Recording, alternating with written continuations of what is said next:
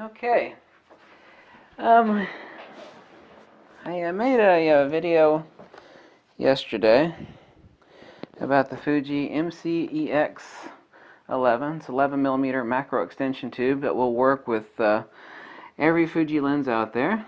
And there really is a complete lack of information and test shots online about this particular macro extension tube. I'll tell you about a couple quirks that I forgot to mention in the video yesterday, but I do have some test shots from 3 different lenses so you can take a peek-see, and the links are below. I'll take a look at those in a second.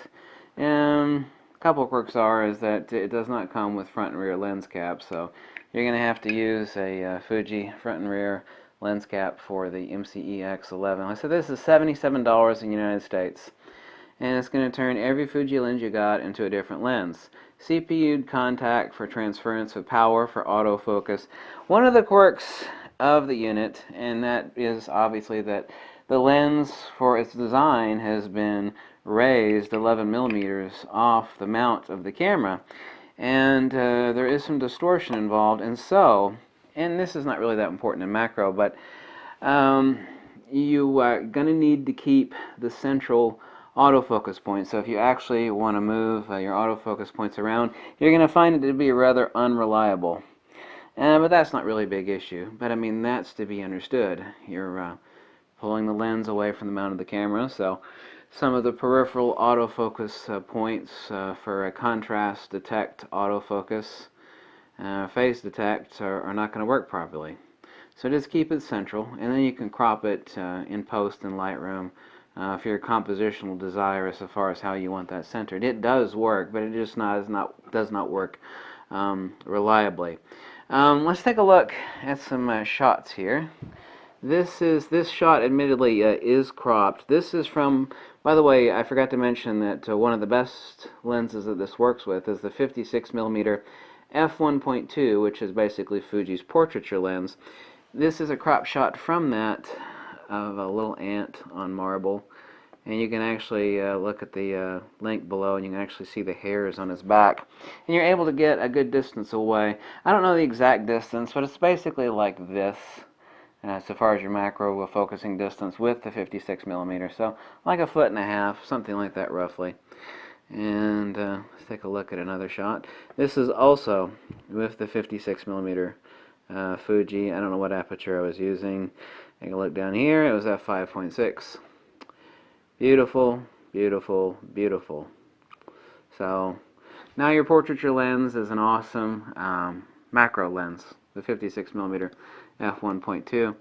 The lenses that work best with it, because you have multiple focals, is obviously some of the mid-range zooms, like the 18 to 55 and the 16 to 50 kit lens.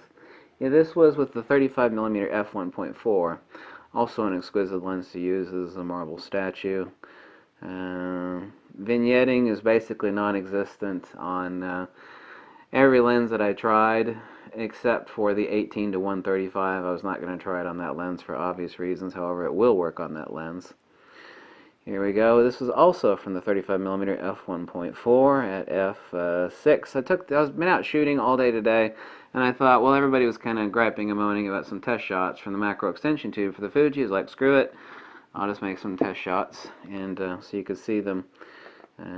Beautiful. Here we go. This one's got a couple favorites already. I didn't even know anybody knew it was up. This is from the 18 to 55 f2.8 to f4. And this is with the MCEX on the back of the 18 to 55 Fuji X-T1 kit lens, which is a really good lens, and it's actually rather fast. And this is also on the 18 to 55 Fuji. You can see the central portion of the flower there. The depth of field is rather shallow. You're looking at, well, you can see we got blurred out here, even at the base of the pistons. So, I don't know, about less than an inch, and that's at f4. So I got like less than an inch, or maybe 3/4 of an inch, possibly a half an inch. I can't remember how deep those flowers are at f4 with the 18 to 55. And what was I focal at? Yeah, it was at 28 millimeters, basically 29mm focal on the 18 to 55.